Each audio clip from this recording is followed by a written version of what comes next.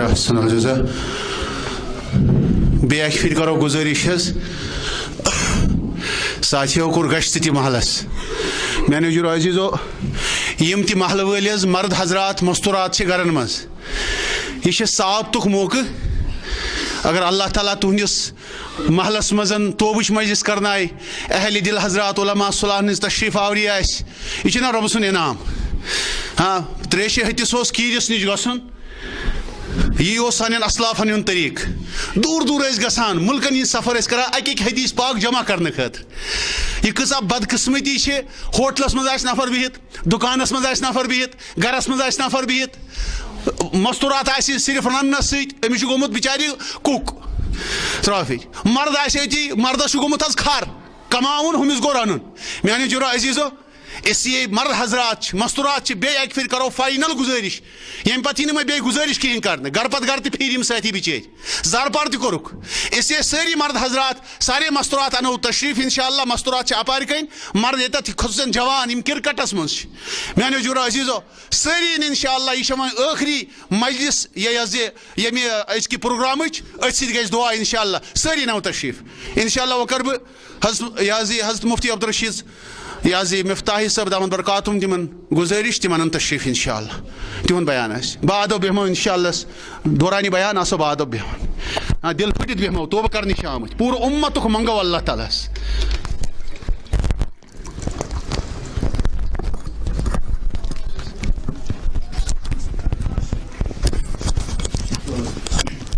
السلام علیکم ورحمۃ اللہ وبرکاتہ.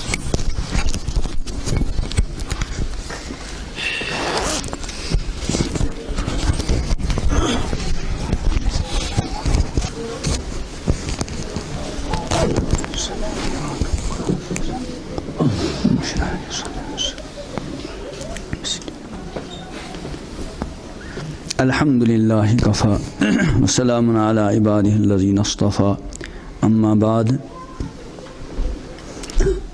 قال اللہ تبارک و تعالی اعوذ باللہ من الشیطان الرجیم بسم اللہ الرحمن الرحیم یوم لا تملک نفس لنفس شیئا والامر یومئذ للہ وقال النبی صلی اللہ علیہ وسلم للفقر اخشى علیکم ولكن أخشى أن تبسط عليكم الدنيا كما بسطت على من كان قبلكم فتنافسوها كما تنافسوها فتهلككم كما أهلكتهم وقال عليه الصلاة والسلام اللهم لا تجعل مصيبتي في ديني ولا تجعل الدنيا أكبر همي ولا مبلغ علمي ولا غاية رغبتي او كما قال عليه الصلاة والسلام صدق الله مولانا العظيم وصدق رسوله النبي الكريم ونحن على ذلك من الشاهدين والشاكرين والحمد لله رب العالمين. اللهم صل على سيدنا محمد وعلى آل سيدنا محمد وبارك وسلم. اللهم صل على سيدنا محمد وعلى آل سيدنا محمد وبارك وسلم. اللهم صل على سيدنا محمد وعلى آل سيدنا محمد وبارك وسلم. حضرات سامعین کرام، بزرگوں اور دوستو،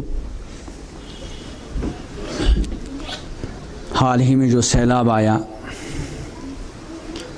جس سیلاب کے اثرات ابھی تک موجود ہیں،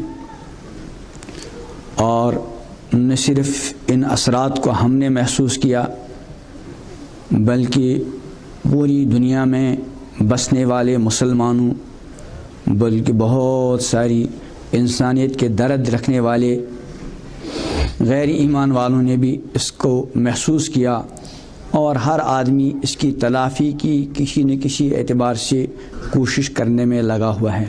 اللہ تعالیٰ سب کی کوششوں کو برابر فرمائے. لیکن یاد رکھیں، یہ جو سیلاب ہے یہ اصل میں کچھ ایسے سیلابوں کا نتیجہ ہے جو ہماری ریاست میں کافی دنوں سے چل رہے ہیں، لیکن ہم نے ان سیلابوں کو محسوس نہیں کیا، اور نہیں ان سیلابوں کو روکنے کی ہم نے کوشش کی. اگر ہم ان سیلابوں کو محسوس کرتے اور ان سیلابوں کی روک تھام کے لیے وہ کچھ کرتے جو ہماری ذمہ داری تھی تو پھر ہمیں یہ سیلاب دیکھنا نہ پڑتا۔ وجہ یہ تھی کہ سیلاب آتے رہے اور دن بدن بڑھتے رہے، بہت سارے سیلاب ہیں۔ مثلا ہماری ریاست کا سب سے بڑا سیلاب اس وقت بے پردگی اور بے حیائی کا سیلاب ہے۔ یہ جو سیلاب آیا، یاد رکھیں، اللہ کے گھر میں ہوں واللہ، اس سیلاب کی، اس بے پردگی کے سیلاب کے مقابلے میں کوئی حقیقت ہی نہیں۔ یہ سیلاب پورے کشمیر میں نہیں آیا بلکہ پوری ریاست کے کم حصے میں آیا، اور زیادہ حصے کو اللہ پاک نے محفوظ رکھا۔ لیکن جہاں تک وہ بے پردگی کا سیلاب ہے، جس بے پردگی کے سیلاب کے نتیجے میں یہ موجودہ سیلاب آیا، اس بے پردگی کے سیلاب سے شاید ہماری ریاست کا کوئی بھی خطہ محفوظ ہو، کوئی خطہ تو دور کی بات، اکا دکا کوئی گھر، خوش نصیب گھر ایسا ہے جہاں پر بے پردگی کا سیلاب داخل نہ ہوا، کوئی شاید گھر بچا ہو۔ اس سیلاب کی وجہ سے جو نقصانات ہوئے اس کی تلافی ممکن ہے، ہو رہی آہستہ آہستہ، اللہ تعالیٰ نظام بنائیں گے اور اس سیلاب کے نقصان کی تلافی اور اس کا تدارک ہو جائے گا۔ کوئی انشاءاللہ بھوکا نہیں رہے گا، کوئی ننگا نہیں رہے گا، کوئی سڑک پر نہیں رہے گا، آج نہ صحیح کل، سال میں 2 سال میں انشاءاللہ اس نقصان کی تلافی ہو جائے گی۔ اور ہمیں تو امام الانبیاء حضرت محمد عربی صلی اللہ علیہ وسلم نے تسلی دی ہے، جب کوئی قابل اعتماد آدمی ہمارے گھر کا بڑا، ہماری بستی کا بڑا ہمیں اطمینان دلا دے، بھائی گھبرانے کی کوئی ضرورت نہیں، کوئی انشاءاللہ آپ کو بھوک کا سامنا نہیں کرنا پڑے گا، ہمیں اطمینان ہوتا ہے کہ نہیں؟ اور یہاں امام الانبیاء حضرت محمد عربی صلی اللہ علیہ وسلم اپنی پوری امت کو اطمینان دلاتے ہیں کہ لل فقر اخشا علیکم، میرے امتیوں، مجھے تم لوگوں کے بارے میں فقر و فاقے کا اندیشہ، جب پیغمبر علیہ السلام کو اندیشہ نہیں تو پھر ہمیں اندیشہ کرنے کی ضرورت کیا ہے؟ ہاں، جو اندیشہ اور جو خطرہ امام الانبیاء حضرت محمد عربی صلی اللہ علیہ وسلم کو ہمارے بارے میں ہے، وہ خطرہ دوسرا ہے، جس کی طرف ابھی ہمارے حضرت مولانا سید ارشد حسین صاحب دامت برکاتہ نے اشارہ کیا۔ وہ خطرہ کیا ہے؟ فرمایا وَلَكِنْ أَخْشَىٰ أَن تُبْسَطَ عَلَيْكُمُ الدُّنْيَا، خطرے کی چیز اور اندیشی کی چیز غربت اور فقر فاقہ نہیں، بلکہ خطرے اور اندیشے کی چیز کیا ہے؟ مال کی فراوانی۔ یہ جو اب جن کے مالوں کا نقصان ہوا، واللہ ثم واللہ ثم واللہ، یہ اتنا بڑا نقصان نہیں، جتنا بڑا نقصان وہ ہے جس طریقے سے اس نقصان کی تلافی کی کوششیں شروع ہو رہی، انشورنس کے ذریعے سودی قرض لے کر اپنی تجارتوں کو دوبارہ کھڑا کرنے کی جو کوششیں ہو رہی ہیں، واللہ ثم واللہ، ہزاروں سیلاب آ جاویں، ساری کشمیر کا تہو بالا ہو جاوے، یہ اتنا بڑا نقصان نہیں جتنا وہ نقصان ہے کہ انشورنس کے ذریعے اور سودی قرضوں کے ذریعے دوبارہ اپنی تجارتوں کو کھڑا کیا جائے، یہ اس سے لاکھوں گنا بڑا نقصان ہے، لاکھوں گنا۔ تو میں عرض کر رہا تھا، یہ جو سیلاب آیا اس کے پیچھے بہت سارے سیلاب ہیں، جن سیلابوں میں ہمارے گھر بہہ چکے ہیں۔ مثلا ابھی میں نے مثال کے طور پر عرض کیا، بے پردگی کا سیلاب ہر گھر میں، اور اس بے پردگی کے سیلاب کو گھروں میں داخل کرنے کے لیے اکثر گھروں کے بڑے ذمہ دار ہیں جنہوں نے اپنے گھروں سے شرم و حیا کے جنازے کو نکالنے کے لیے باضابطہ فیکٹریاں شروع کی. یہ جو انٹرنیٹ اور یہ جو ٹی وی کے ذریعے ہمارے گھروں کے اندر حیا سوز حرکتیں پورے عالم میں جہاں جہاں حیا سوز حرکتیں ہو رہی ہیں، ہم نے ان حیا سوز حرکتوں کو اپنے گھروں تک پہنچانے کے لیے اپنے گھر کے اندر ٹی وی کا انتظام کیا، انٹرنیٹ کا انتظام کیا. اس طرح سے وہ گھر کا بڑا جو گھر کو ہر طرح کے سیلاب سے روکنے کے لیے ایک محافظ کا ایک کردار ادا کرنے کا ذمہ دار تھا، لیکن اس نے اپنے گھر کے اندر بے پردگی کے سیلاب کو روکنے کے لیے محافظ کا کردار ادا کرنے کے بجائے لٹیرے کا کردار ادا کیا.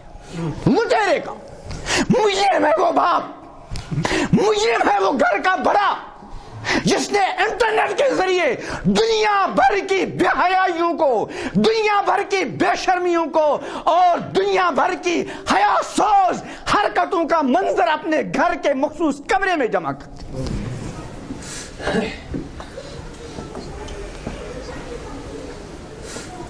ہمارے گھروں میں جو بے پردگی کا سیلاب ہے، جو اللہ کے بندے اپنے ایمان کی قدر و قیمت جانتے ہیں اور قدر و قیمت کو سمجھتے ہیں اور اپنے ایمان کے سرمایہ کو بچانے کی کوشش کر رہے ہیں، لیکن بے پردگی کا ایسا سیلاب چل پڑا ہے کہ ایمان کی قدر و قیمت جاننے کے باوجود اللہ کے بندوں کے قدم قدم قدم پر ڈگمگا جاتے. مجرم ہے وہ گھر کا بڑا. امام الانبیاء حضرت محمد عربی صلی اللہ علیہ وسلم نے ارشاد فرمایا، کلکم راعن وکلکم مسئول عن رعیتہ. تم میں سے ہر ایک راعی ہے، ہر ایک محافظ ہے، ہر ایک ذمہ دار ہے. وکلکم مسئول عن رعیتہ، اور ہر ایک اپنی رعیت کے بارے میں، اپنے گھر والوں کے بارے میں، اپنے ماچھتوں کے بارے میں رب کائنات کی بارگاہ میں جواب دہ ہوگا. اگر کل رب کائنات امام الانبیاء حضرت محمد عربی علیہ السلام ہم سے یہ پوچھیں کہ اللہ نے آپ کو صاحبزادی لخت جگر عطا کی تھی، آپ نے اس کی مروجہ تعلیم کے لیے بہت کچھ کیا، شادی کے لیے اس کے واسطے زیورات لانے کے لیے سودی قرضے اٹھائے، لیکن فطری طور جو شرم و حیا والا زیور رب کائنات نے آپ کی بیٹی کو عطا کیا تھا، تم اس شرم و حیا کے زیور کے محافظ تھے، لیکن تم نے اس شرم و حیا والے زیور کو اتارنے کے لیے لٹیرے کا کردار کیوں ادا کیا؟ یاد رکھیں، ہماری بیٹی ہماری لخت جگر کا سب سے عظیم قیمتی زیور کون سا ہے؟ اس کے شرم و حیا والا زیور. امام الانبیاء حضرت محمد عربی صلی اللہ علیہ وسلم کے تمام اوصاف، آپ کے تمام خصائل کو رب کائنات نے پوری انسانیت کے لیے بہترین نمونہ قرار دیا. فرمایا لقد کان لکم فی رسول اللہ اسوۃ حسنہ. انہی اوصاف حمیدہ میں سے امام الانبیاء حضرت محمد عربی علیہ السلام کا سراپا شرم و حیا ہونا، آپ کا شرمیلا پن، جس کو علماء نے جب بیان کیا کہ پیغمبر علیہ السلام کس قدر شرمیلے تھے، امام الانبیاء حضرت محمد علیہ السلام کے اندر حیا کس قدر غالب تھی.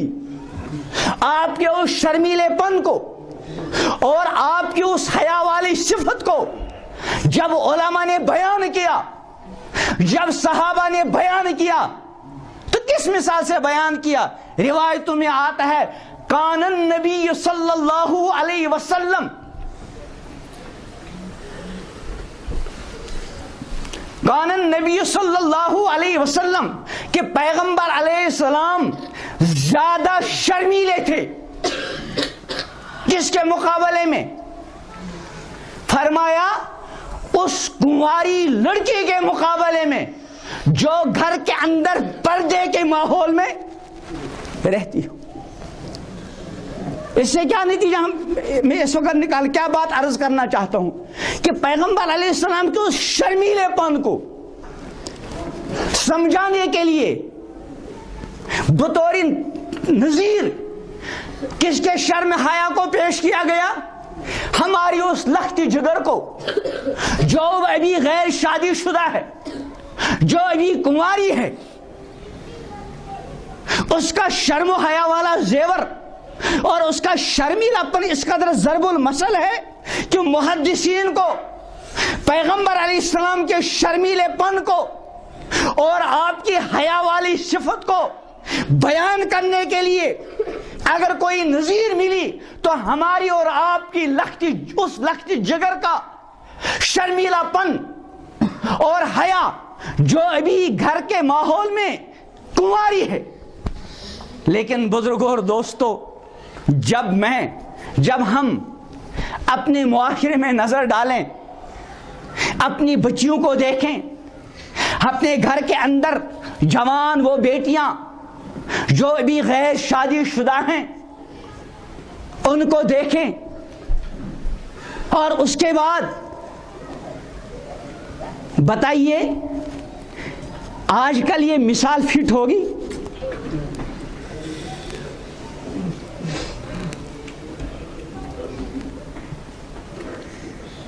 اللہ تعالیٰ معاف کرے. آج کل ماحول یہ ہے کہ اگر کسی کی بے شرمی کو بیان کرنا ہو, برا نہ مانے,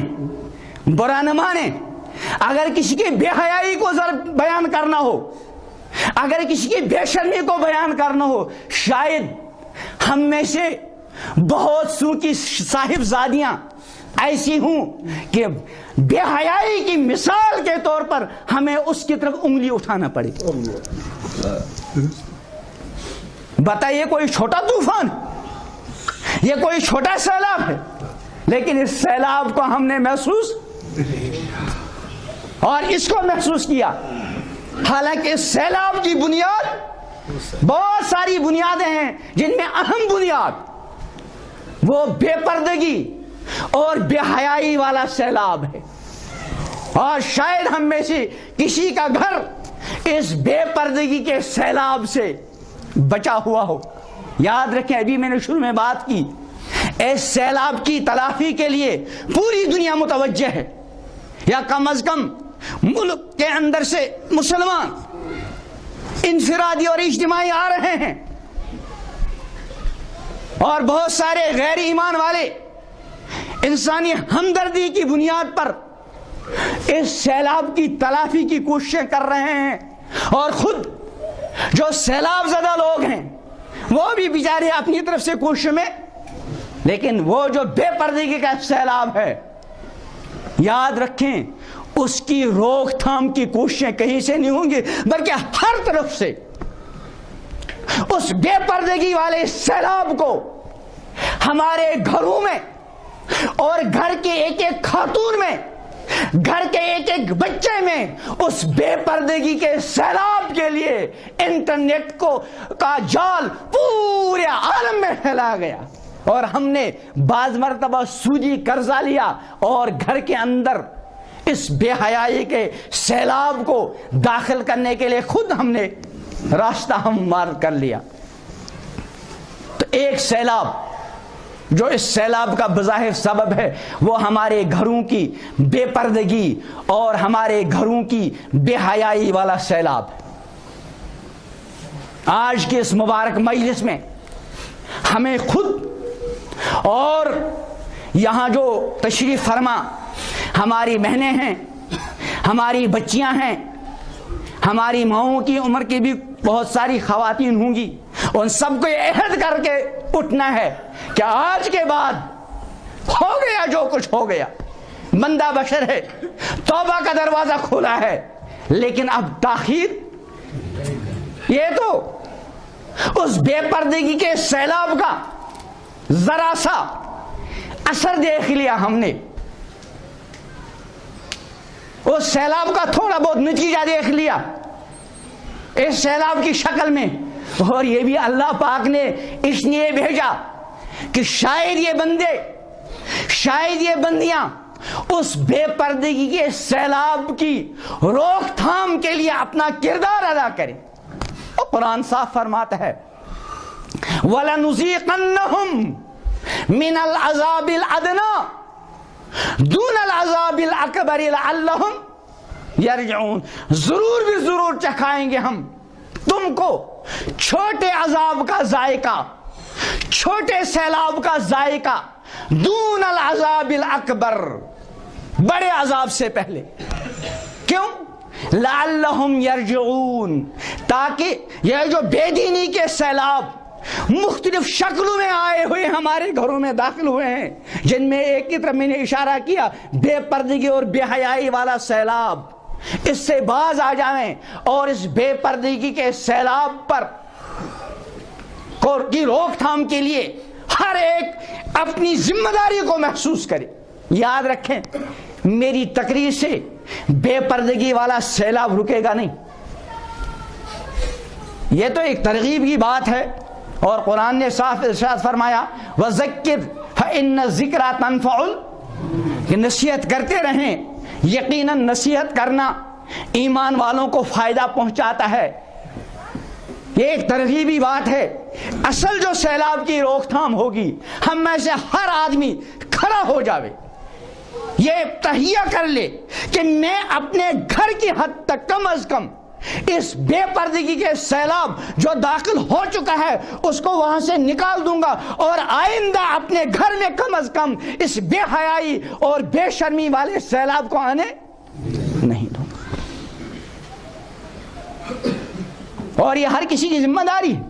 امام الانبیاء حضرت محمد عربی صلی اللہ علیہ وسلم نے ارشاد فرمایا من رآ منکم منکرا فلیغیرہ بیدہ، جس نے جو تم میں سے کوئی منکر دیکھے، ابھی حضرت فرما رہے تھے مولانا ارشد صاحب کہ یامرون بالمعروف وینہون عن المنکر، اس وقت سب سے بڑا منکر جس نے ہمارے پورے معاشرے کو اپنی لپیٹ میں لے رکھا ہے وہ ہے بے حیائی اور بے پردگی کا منکر۔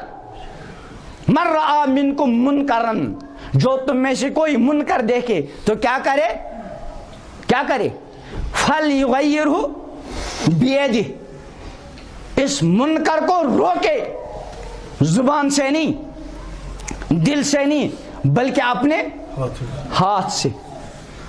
یاد رکھیں جہاں منکر کو ہاتھ سے روکا جا سکتا ہو وہاں کوئی زبان سے روکنا چاہے وہ بری الذمہ مجرم ہے، حالانکہ اس نے زبان سے روکا، لیکن حالت ایسی تھی، موقع ایسا تھا کہ وہ اس منکر کو کس سے روک سکتا تھا، ہاتھ سے، لیکن اس نے ہاتھ سے روکنے کے بجائے صرف کس سے روکا، ہاں اپنی بیٹی کو، اپنی بہن کو، اپنی بیوی کو کہہ دیا کہ بیٹا، بیگم صاحبہ، اس طرح باہر نکلنا شریعت کے خلاف ہے، اچھا نہیں، اور یہ کہہ کر اپنے آپ کو بری الذمہ سمجھا، ایسا بری الذمہ نہیں ہوگا، یہ تو بیٹی ہے، یہ اہلیہ ہے، یہ بہن ہے، یہاں تو آپ اس کا ہاتھ پکڑ لیں کہ بیٹی میرے جیتے جی آپ اس بے حیائی والے اور اس بے شرمی والے لباس کو پہن کر گھر سے باہر نہیں جا سکتی۔ زبان سے کہنا یہاں کام نہیں دے گا، زبان تو وہاں استعمال کی جائے گی جہاں ہاتھ سے روکنے پر قدرت، जहां हाथ से रोकने पर कुदरत हो वहां जुबान से रोकना काफी। मन रआ मिनकुम मुनकरन फलयुगय्यिरहु बियदिही फइन लम यस्तति फबिलिसानी। हाँ, जहां आप हाथ इस्तेमाल नहीं कर सकते वहां तो आपको बहरहाल जुबान इस्तेमाल, अगर वहां जुबान इस्तेमाल नहीं की, सिर्फ दिल से बुरा माना, बरी जिम्मा नहीं। फइन लम यस्तति फबिक़ल्बी।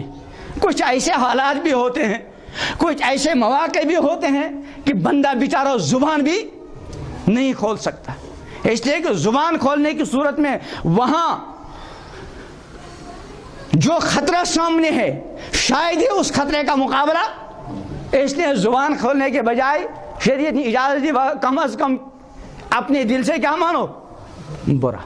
तो मैं अर्ज कर रहा था इस सैलाब का एक अहम सबब और इसकी एक अहम वजह क्या है, हमारे घरों की बेपर्दगी और हमारे घरों का जो बेहयाई वाला सैलाब है उसकी रोकथाम के लिए हम खड़े नहीं हुए।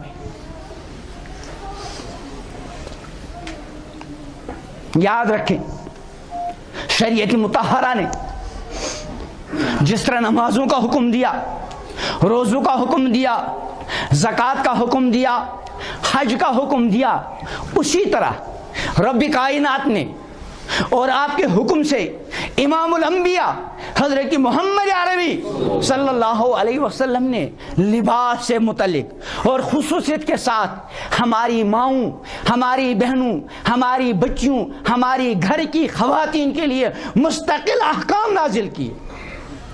कुरान मुक़द्दस ने इमामुल अंबिया हज़रत मोहम्मद अरबी सल्लल्लाहु अलैहि वसल्लम को मुखातब बनाकर बहुत सारी आयत ऐसी हैं जहां पैगंबर अलैहिस्सलाम को हुक्म दिया गया, ऑर्डर दिया गया कि पैगंबर आप मेरे हुक्म से मेरे बंदों को फुला फुला हिदायत दें। उन्हीं में कि या अय्युहन नबी, ए पैगंबर सल्लल्लाहु अलैहि वसल्लम, कुल लिअज़वाजिका, आप कहें अपनी बीवियों से। हालांकि अल्लाह ताला बिला वास्ता भी कह सकते हैं कि जैसे कहा या अय्युहल्लज़ीना आमनू कुतिबा अलैकुमुस सियाम, हमको कहा अकीमुस्सलाह, नमाज कायम करो, आतु ज़कात, ज़कात दो। लेकिन कुछ चीजें ऐसी हैं जहां बीच में पैगंबर अलैहिस्सलाम को वास्ता बनाकर आपको हुक्म दिया कि मेरा ऑर्डर आप सुना दें। उनमें क्या है कि या अय्युहन नबी, ए पैगंबर, कुल लिअज़वाजिका, कहिए अपनी अज़वाज मुतहरात से। और पैगंबर अलैहिस्सलाम की अज़वाज मुतहरात कौन है? हमारी माएँ। कुरान ने फरमाया व अज़वाजुहु उम्महातुहुम, कि पैगंबर की बीवियां ईमान वालों की क्या है? माएँ। इसलिए हम क्या कहते? उम्मुल मोमिनीन हजरत आयशा, उम्मुल मोमिनीन हजरत खदीजा, उम्मुल मोमिनीन हजरत सफिया, उम्मुल मोमिनीन हजरत ज़ैनब, उम्मुल मोमिनीन हजरत सऊदा वगैरह। तो उम्मुल मोमिनीन का मतलब क्या है? ईमान वालों की माँ। उम्मुल मोमिनीन पहले कहते हैं और उनका इस्म मुबारक बाद में लेते हैं। लेकिन हुक्म क्या है? सबसे पहले कुल लिअज़वाजिक, कहिए अपनी बीवियों से, व बनातिक, और कहिए अपनी साहिबजादियों से, हजरत फातिमा से रज़ी अल्लाह ताला अन्हा, हजरत ज़ैनब से, हजरत उम्मी कुलसूम से, हजरत रुकैया से, और इसके बाद वनिसाइल मोमिनीन, और कहिए ईमान वालों की औरतों से, मेरी और आपकी माओं से, मेरी और आपकी बेटियों से, मेरी और आपकी बहनों से, और हम में से जो शादीशुदा उनकी बीवियों से। क्या कहिए? वनिसा युदनीन अलैहिन्ना मिन जलाबीबिहिन्ना, कि अपनी ओढ़नी और अपनी चादर का कुछ हिस्सा नीचे लटका दिया करें। क्यों? कुरान का इरशाद है ज़ालिक अदना अन युरफ़ना, यानी पर्दे का हुक्म है। और आगे क्या फरमाते हैं? वजह ज़ालिक अदना अन युरफ़ना, इससे उनको पहचाना जाएगा। मैं अक्सर गुजारिश करता हूं, एक हमारी वो बेटी, हमारी वो बहन जो बेपर्दा होकर घर से نکلتی ہے، اور ایک ہماری بہن اور ہماری وہ بیٹی جو پردے کے اہتمام کے ساتھ نکلتی ہے. پہچانا کس کو جائے گا؟ پردے والی کو پہچانا جائے گا کہ بے پردہ کو؟ لیکن قرآن کیا فرماتا ہے کہ جب پردے کے ساتھ نکلیں گی تو پہچانا جائے گا. کیا مطلب؟ پہچاننے کے دو مطلب ہیں. ایک ہماری وہ لختی جگر، ہماری وہ بیٹی جو بے پردہ ہو کر نکلی، فیشنی لباس زیب تن کر کے نکلی، اس کے بارے میں تو یہ پہچانا جائے گا کہ کس قدر خوبصورت ہے. عمر کے بارے میں اندازہ کیا جا سکے گا کہ کتنی عمر کی ہوگی. اگر زیادہ قریبی کوئی جان پہچان کا معاملہ ہو تو یہ پتہ لگایا جائے گا کہ فلاں کی بیٹی ہے، فلاں کی بہن ہے، فلاں کی بیوی ہے، وغیرہ وغیرہ. اور قرآن جو یہ کہتا ہے کہ اگر پردہ کر کے نکل گئی تو پہچانا جائے گا. کیا مطلب؟ یعنی جب وہ پردہ کر کے نکل جائیں گی تو پہچانا جائے گا یہ کسی بے غیرت باپ کی بیٹی، ہاں، یہ کسی بے غیرت شوہر کی بیوی، یہ کسی بے غیرت بھائی کی بہن، کسی شریف خاندان کی بیٹی. یہ کوئی ایسی بیٹی ہے جو شرم و حیا کے زیور سے آراستہ ہے. جب اس کے لباس کو دیکھ کر اس کی خاندانی شرافت کا علم ہو گیا، اس کی ذاتی شرافت کا علم ہو گیا، فلا یؤذین، اب اس کے ساتھ چھیڑخانی نہیں کی جائے گی، کیونکہ اس کے لباس سے ہی پتہ چلتا ہے یہ کوئی آوارہ خاتون نہیں، یہ کسی بے غیرت باپ کی بیٹی. فلا یؤذین. میں اکثر سمجھانے کی عرض کرتا ہوں، کبھی کبھی ہڑتال ہوتی ہے، گاڑیاں نہیں چلتی، کوئی گاڑی والا جا رہا، اس کی گاڑی میں جگہ ہے، اب بیچارہ کوئی بوڑھا ہاتھ دے رہا ہے اور رکنے کا نام نہیں، کوئی بوڑھی خاتون، کوئی برقعے والی ہاتھ دے رہی، رکنے کا نام، حالانکہ سواری کا حق ہے. ایسے موقع پر کسی ضرورت مند کو اپنی گاڑی میں سوار کریں. بوڑھا آدمی آیا، مرد آیا، اس نے منت سماجت کی لیکن گاڑی روکنے کا نام بھی نہیں. ایک خاتون جو شرم و حیا کے زیور سے آراستہ تھی، اس نے ہاتھ دیا، روکنے کا، ذرا آگے گیا، بن ٹھن کر فیشنی لباس زیب تن کر کے، ہم میں سے کسی کی لختی جگر سڑک پر سے گزر رہی تھی، اس کو ہاتھ دینے کی ضرورت نہیں پڑی.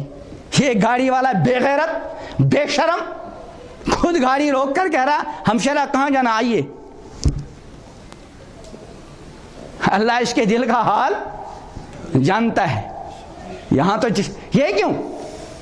اس کو دیکھ کر اس کو پتا چلا کہ میرا جو ناپاک مزاج ہے، میرے اندر جو ناپاک جذبات ہیں، اس حیا والی عورت کے ذریعے میرے ان ناپاک جذبات کی تسکین. اور اس بیٹی کو دیکھ کر جب اس نے خود گاڑی روکی، یہ اس بات کی علامت اس کو محسوس ہوا کہ میرے جذبات کی، ناپاک گندے جذبات کی تسکین کا سامان ہو گیا. فرماتے ہیں ذالک ادنیٰ ان یعرف. امام الانبیاء حضرت محمد عربی صلی اللہ علیہ وسلم نے بہت ساری پیشن گویاں فرمائی ہیں، اور آپ کی ہر پیشن گوئی اپنے وقت پر انشاءاللہ 100% صحیح ثابت ہوئی ہیں، کچھ ہو رہی ہیں، کچھ آئندہ ہوں گی. انہی میں سے آپ نے ایک پیشن گوئی ارشاد فرمائی جس کو میں ایسے موقع پر اور جگہ جگہ گزارش کیا کرتا ہوں. فرمایا ان قریب، یاد رکھنا اس بات کو، اس دھیان کے ساتھ اس حدیث کو سوچنا کہ کہیں یہ پیشن گوئی میرے اور آپ کے گھروں پر فٹ تو نہیں ہو رہی. فرمایا ان قریب ایک ایسا زمانہ آئے گا کہ میری امت کے مرد عالی شان سواریوں پر سوار ہو کر مسجدوں کے دروازوں تک پہنچ جایا کریں گے. ہے وہ زمانہ کہ نہیں؟ بہت سے خوش نصیب بندے جن کی دکانیں ہیں، جہاں اذان ہوئی فوراً گاڑی لے کر کہاں پہنچے، اور مسجد کے سامنے گاڑی کھڑی کر لی. اور رمضان میں تو عام ہوتا ہے، جو مارکیٹ اور بازار والی مسجد ہیں، بازاروں میں ہیں، وہاں لائن ہوتی ہے اور ایک سے بڑھ کر ایک سواری. پیغمبر علیہ السلام کے پیشن گوئی ایسا ہوگا یہ پیشن گوئی تو بہرحال اچھی چیز تھی، لیکن اس کے بعد ساتھ ساتھ کیا فرمایا کہ خود نماز کے پابند ہیں لیکن نساؤہم کاسیات عاریات، لیکن گھر کا معاملہ کیا ہوگا کہ ان کے گھر کی خواتین لباس پہن کر بھی ننگی. پہلے زمانے میں یہ لباس پہن کر ننگی ہونے کا مطلب اس کا سمجھنا ذرا دشوار تھا، اس لیے محدثین اس کی بعد میں تعویل کرتے تھے، لیکن آج کل اس کا سمجھنا مشکل. آج کل جو لباس پہنا جاتا ہے اس کا ہونا اور نہ ہونا دونوں برابر. نساؤہم کاسیات عاریات، ان کے گھر کی خواتین لباس پہن کر بھی ننگی. اور اتنا ہی نہیں، آگے ارشاد فرمایا مائلاتن، خود ہی غیروں کی طرف مائل ہونے والی، اور اس کے ساتھ ساتھ ممیلاتن، دوسروں کو اپنی طرف. ہاں ہم سب سوچیں کہ ہمارے گھر کی کوئی بیٹی، ہماری گھر کی کوئی بہن ایسا لباس پہن کر گھر سے تو نہیں نکلتی کہ جس پر یہ پیشن گوئی فٹ آتی ہو کہ وہ لباس پہن کر بھی کیا ہے، ننگی، اور خود دوسروں کی طرف مائل ہونے والی، اور اپنے پرکشش اور دلکش لباس کے ذریعے دوسروں کو اپنی طرف مائل کرنے والی. جگہ جگہ یہ چیز پائی جاتی. تو بہرحال میں اس تفصیل میں زیادہ نہیں جانا چاہتا. تو ایک سیلاب جو ہے وہ کون سا سیلاب؟ بے پردگی کا. ایک سیلاب اور بڑا ہے، بہت سارے سیلاب ہیں. مثلا ہمارے گھروں میں نمازوں کا ماحول نہ ہونے والا سیلاب بدترین سیلاب ہے. اس سیلاب کے اندر جس درجے کا سیلاب تھا، جتنی پانی کی رفتار تھی، اور جتنا پانی سیلاب کے اندر اوپر جا چکا تھا، سیلاب اترنے سے پہلے شروع کے 2 4 5 دن ہر آدمی کے ذہن میں یہ تھا کہ ہزاروں نہیں شاید لاکھوں کی تعداد میں جانیں تلف ہوئی، تھا کہ نہیں؟ لیکن اللہ کا عجیب نظام. کسی اللہ کے بندے نے خواب بھی دیکھا کہ امام الانبیاء حضرت محمد عربی صلی اللہ علیہ وسلم خواب میں آئے اور بڑے ہی غمگین، اور اس کے بعد ارشاد فرمایا کہ اللہ تعالیٰ فیصلہ کر چکا تھا کہ ایسا سیلاب جس میں مال بھی جائیں اور جانے بھی. امام الانبیاء حضرت محمد عربی علیہ السلام نے بڑی منت، سماجت اور بڑی آہوزاری کی، تو اللہ پاک نے ارشاد فرمایا کہ چلو جانیں چھوڑی جا رہی ہیں، مال جائے گا. ورنہ یہ یقین جب کہا گیا بس کچھ کچھ کہیں کہیں کی دکھی لاش ہے، یقین بھی نہیں آتا تھا کہ اللہ کا کچھ نظام ہے. تو مالوں کا نقصان ہوا، جانی نقصان، جتنا خطرہ تھا اور جتنا اندیشہ تھا، ایسا اگر مال بھی جاتے اور جانیں بھی جاتی، بتا کتنا بڑا نقصان ہے نا، بڑا نقصان. لیکن اس سے بڑا نقصان ہمارے گھروں میں ہو رہا ہے. امام الانبیاء حضرت محمد عربی علیہ السلام ارشاد فرماتے ہیں کہ اگر کسی بندے یا اگر کسی بندی نے عصر کی نماز کو وقت سے ٹال کر پڑھا، نماز کو چھوڑا نہیں، پڑھا لیکن وقت سے ٹال کر، کتنا بڑا نقصان ہے. فرمایا کأنما وطرا مالہ و اہلہ، گویا کہ اس کا مال بھی تباہ ہو گیا اور اس کے اہل و عیال بھی تباہ ہو گئے. صرف ایک نماز کو وقت سے ٹال کر پڑھنا اتنا بڑا نقصان ہے. اب یہاں تو گھروں میں نمازیں ہی غائب.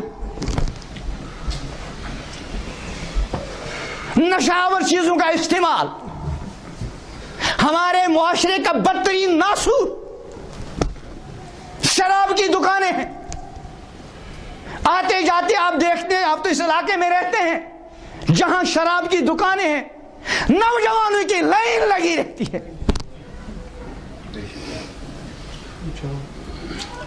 اور نوجوان تو مرد عورتوں تک کے بارے میں اس طرح کی اطلاعات ہیں کہ شراب اور دوسری نشہ آور چیزوں کے استعمال کے اندر وہ بھی تباہ اور برباد ہو رہی ہیں. بے غیرت باپ کو، بے حس باپ کو اپنے بیٹے اور اپنی بیٹی کی ڈگری چاہیے، لیکن ان کے ایمان کی کوئی پرواہ نہیں. شراب ام الخبائث ہے. جب شراب کا ارتکاب ہوگا، جب شراب نوشی ہوگی، اس کے بعد کوئی بھی جرم ہو جائے تو اب کوئی تعجب ہی کی بات. ہم نے اپنے بچوں کی فکر ہی نہیں کی. لڑکا صبح کو نکلا، شام کو آیا، جوان بیٹی صبح کو نکلی، شام کو آئی، اس کا یہ پورا وقت کہاں گزرا؟ شاید چند فیصد والدین ایسے ہوں گے جو اس بارے میں فکر مند ہوں گے. 90% سے زیادہ والدین اور گھر کے بڑے مجرم ہیں جن کو یہ فکر ہی نہیں کہ بیٹی صبح کو نکلی اور شام کو واپس آئی، کس حال میں واپس آئی. لائنیں لگی ہوتی ہیں جوانوں کی. اور آج کی بات، رمضان کے اندر بھی شراب کی دکانوں پر لمبی لمبی لائنیں اور لمبی لمبی قطاریں نظر آ رہی ہیں. جب رمضان کے اندر ہمارے جوانوں کا یہ حال ہے تو پھر غیر رمضان کا ہم خود اندازہ کر سکتے ہیں. تو نشہ آور چیزوں کے استعمال کا سیلاب اب آہستہ آہستہ ہمارے گھروں میں داخل ہو چکا، ہمیں احساس نہیں. اس ذرا سے سیلاب کی وجہ سے مکان بہہ گیا، پوری دنیا میں وائی ویلا میں مچا.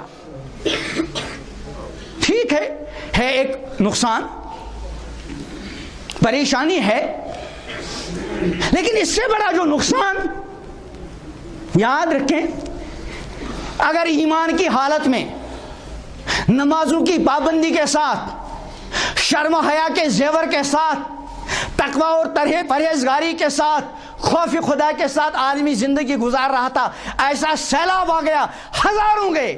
بتائیے کہاں گئے؟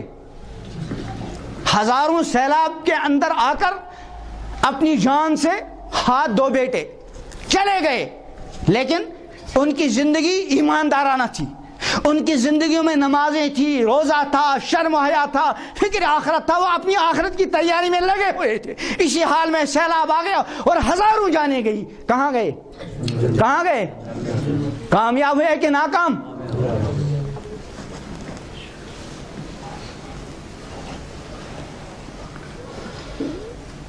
اس کے برعکس کسی آدمی کو زندگی بھر کسی سیلاب کا سامنا ہی نہیں کرنے پڑا، کوئی پریشانی دیکھی نہیں، ہر طرح کی راحت، ہر طرح کے چین و سکون کے اسباب اس کو مہیا ہیں اور لمبی زندگی ملی. لیکن ایمان سے خالی، نمازوں سے محرومی، شرم و حیا سے خالی، تقوی سے خالی، اور اسی حال میں دنیا سے چلا گیا. کہاں جائے گا؟ کہاں جائے گا؟ یہاں گھروں میں گھر ڈہ گیا، گھر گر گیا، جگہ کہاں ملی؟ کہیں ٹینٹ میں، کہیں شر میں،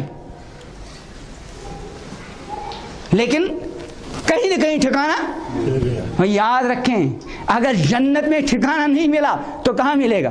بھائی کوئی اور جگہ تو ہے ہی نہیں. یہاں مکان میں رہ رہے تھے، چلو مکان سے نکل کر کہاں پہنچے؟ ٹینٹ میں. مکان سے نکل کر شر میں، اپنے مکان سے نکل کر کسی رشتہ دار کے یہاں، کسی پڑوسی کے یہاں. لیکن کہیں نہ کہیں ایسی جگہ مل گئی جہاں زندگی چند روز گزارے جا سکتے ہیں. لیکن اگر جنت میں جگہ نہ ملی تو پھر کہاں؟ جہنم میں. یہ جو نشہ آور چیزوں کا استعمال ہے، یہ جو بے پردگی والا سیلاب ہے، یہ جو نماز چھوڑنے والا سیلاب ہے، اور یہ جو حرام کے ذریعے اپنی تجارتوں کو دوبارہ کھڑا کرنے کا سیلاب شروع ہو گیا ہے.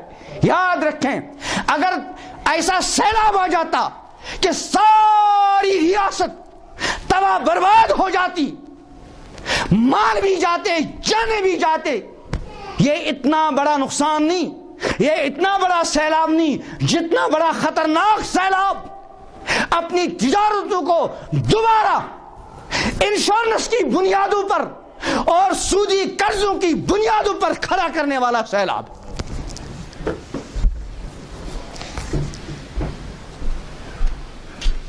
امام الانبیاء حضرت محمد عربی علیہ السلام نے تسلی دی، لل فقر اخشا علیکم، خطرہ نہیں، اندیشہ نہیں تمہارے بارے میں فقر فاقے کا، ولیکن اخشا ان تبسط علیکم دنیا، لیکن مجھے خطرہ اس بات کا ہے کہ تم پر دنیا کی فراوانی ہو جاوے، مال دولت کی بہتات ہو جاوے، کما بسطت علی من کان قبلکم، جیسے تم سے پہلے لوگوں۔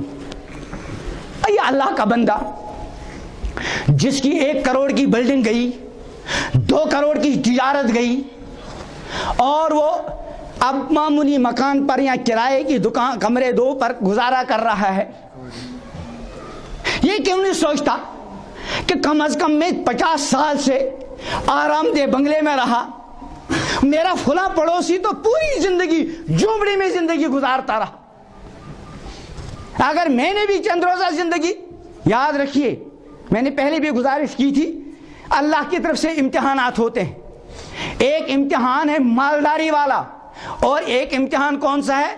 غربت اور فقر و فاقے والا۔ کون سا امتحان زیادہ خطرناک ہے؟